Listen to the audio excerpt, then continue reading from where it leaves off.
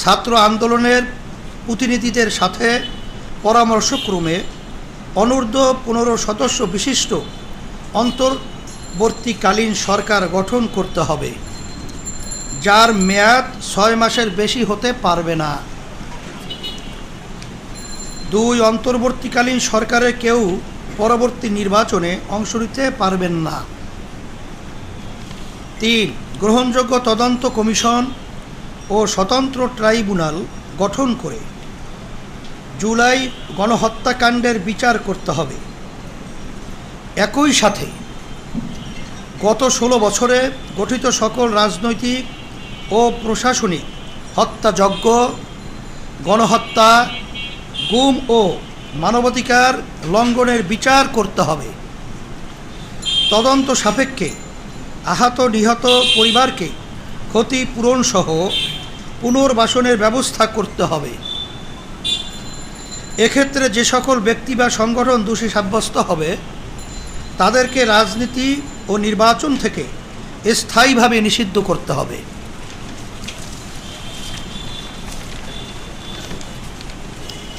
4.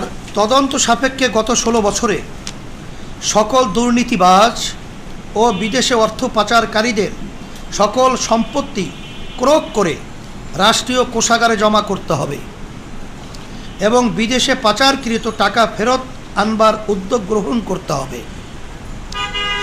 বিগত 16 বছরে যারা ক্ষমতায় ছিলেন তাদের সম্পদের হিসাব দিতে হবে। সকল দুর্নীতি ও টাকা পাচারের শ্বেতপত্র প্রকাশ করতে হবে। 5. আইন শৃঙ্খলা বাহিনী, প্রশাসন, বিচার বিভাগ সহ প্রজাতন্ত্রের যে সকল কর্মচারী আইন সংবিধান শপথ লঙ্ঘন করে অপেশাদার আচরণ করেছেন তাদেরকে বিচারের মুখোমুখি করতে হবে। 6. দেশের সংখ্যাগরিষ্ঠ জনগোষ্ঠীর চিন্তা ও চেতনা ও অনুভূতির বিরুদ্ধে কোনো সিদ্ধান্ত নেওয়া যাবে না। 7. নির্বাচন কমিশনকে পুনর্গঠন করতে হবে এবং অবাধ, সুষ্ঠু, গ্রহণযোগ্য ও অংশগ্রহণমূলক নির্বাচনের জন্য সংখ্যানুপাতিক নির্বাচন পদ্ধতি পিআর চালু করতে হবে। 8. আওয়ামী দুঃশাসনের বিগত 16 বছরে সবচেয়ে ক্ষতিগ্রস্ত হয়েছে এদেশের সাধারণ শিক্ষা খাতের মান ও নৈতিকতা। এই ক্ষতি দ্রুত সময়ের মধ্যে কাটিয়ে ওঠার লক্ষ্যে দেশপ্রেমিক শিক্ষাবিদ ও ওলামায়ে কেরামের সমন্বয়ে একটি জাতীয় শিক্ষা কমিশন গঠন করে প্রয়োজনীয় পদক্ষেপ গ্রহণ করতে হবে। 9. ওলামায়ে কেরাম জাতির ধর্মীয় নেতৃত্ব প্রদান করেন। তারা উম্মাহর ঈমান, আমল রক্ষায় কাজ করেন। সেজন্য অন্তর্বর্তীকালীন সরকারে ওলামায়ে কেরামদের মধ্য থেকে প্রতিনিধি অবশ্যই থাকতে হবে। ছাত্র জনতার এই আন্দোলন হত্যা, লুটতরাজ ও অবৈধ ক্ষমতা প্রয়োগের বিরুদ্ধে ছিল। শিল্প ও কলকারখানা ধ্বংসের বিরুদ্ধে ছিল। এখন যদি আন্দোলনে অংশগ্রহণকারীদের মধ্য থেকে কেউ একই রকম কাজ করেন তাহলে তা সব বিরোধিতা হয়ে যায়। সেজন্য আমরা বিশ্বাস করি যারা লুটতরাজ, দখলদারি ও অরাজকতায় লিপ্ত তারা আন্দোলনে সম্পৃক্ত কেউ না, বরং তারা সুযোগ সন্ধানী। আমরা দৃঢ়তার সাথে সবাইকে আহ্বান করছি যে এখনই সব ধরনের অরাজকতা বন্ধ করুন। যারা অরাজকতা করছে তাদের প্রতিরোধ করুন। যারা দেশের সম্পদ নষ্ট করছে তাদের প্রতিরোধে এলাকায় এলাকায় প্রতিরোধ কমিটি গঠন করুন। প্রিয় সাংবাদিক বন্ধুগণ, ইসলামী আন্দোলন বাংলাদেশ মনে করে দেশের সকল নাগরিক সমান মর্যাদা ও অধিকার প্রাপ্ত। ধর্মের কারণে কাউকে আঘাত করা বা কাউকে প্রতিপক্ষ বানানোকে ইসলাম ও রাষ্ট্রীয় আইনও সমর্থন করে না। আমাদের আন্দোলনের চেতনাও তা সমর্থন করে না। সেজন্য বলবো, দেশের সংখ্যালঘুদের প্রতিটি উপাসনালয় ও ধর্মীয় স্থাপনায় পাহারার ব্যবস্থা করুন। ইসলামী আন্দোলন বাংলাদেশ ইতিমধ্যেই সেই কাজ শুরু করেছে এবং তা অব্যাহত থাকবে ইনশাআল্লাহ। উক্ত 9 দফা দাবি আদায়ের লক্ষ্যে নিম্নোক্ত কর্মসূচি ঘোষণা করছি।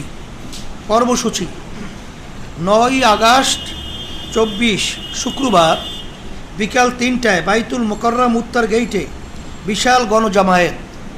সাংবাদিক বন্ধুগণ, ছাত্র জনতার গণ অভ্যুত্থান পরবর্তী সৃষ্ট পরিস্থিতিতে করণীয় এবং আগামীর বাংলাদেশ বিনির্মাণে আমাদের ভাবনা জাতির সামনে তুলে ধরার নিমিত্তে আয়োজিত আজকের এই সংবাদ সম্মেলনে উপস্থিত সবাইকে আন্তরিক শুভেচ্ছা ও কৃতজ্ঞতা জানাচ্ছি।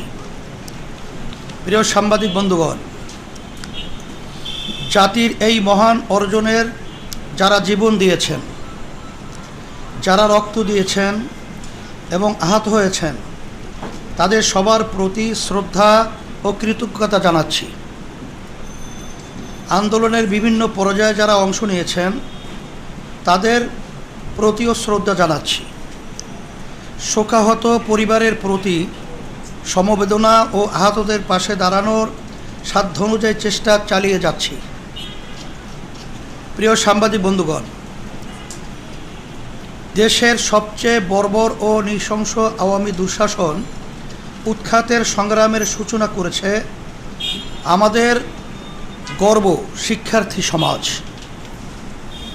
তাদের অসীম সাহস, ত্যাগ ও বুদ্ধিদীপ্ত নেতৃত্ব আমাদের গর্বিত করেছে।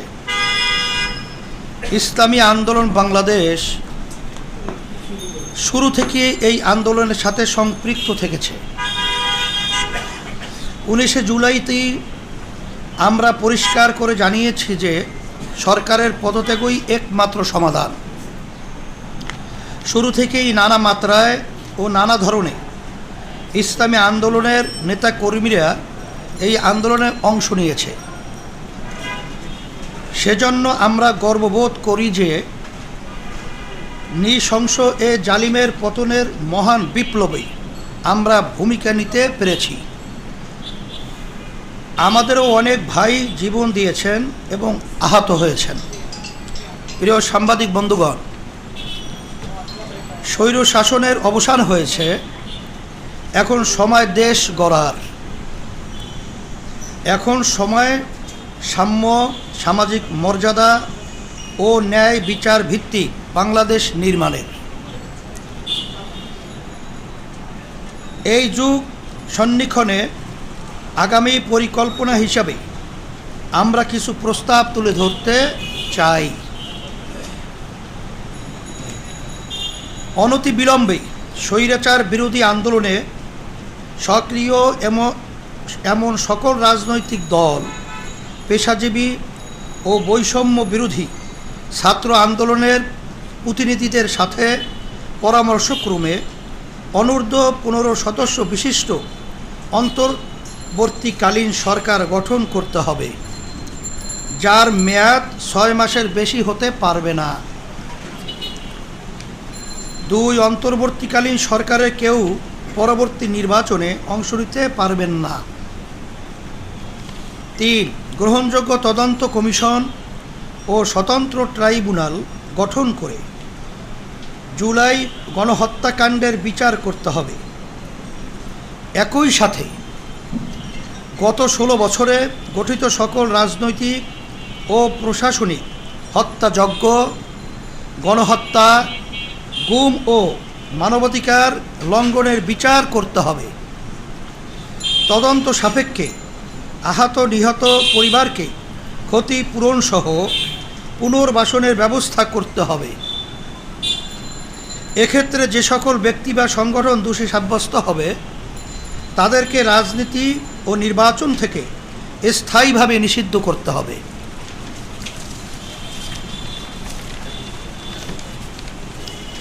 4, তদন্ত সাপেক্ষে গত 16 বছরে সকল দুর্নীতিবাজ ও বিদেশে অর্থ পাচারকারীদের সকল সম্পত্তি ক্রোক করে রাষ্ট্রীয় কোষাগারে জমা করতে হবে এবং বিদেশে পাচারকৃত টাকা ফেরত আনবার উদ্যোগ গ্রহণ করতে হবে।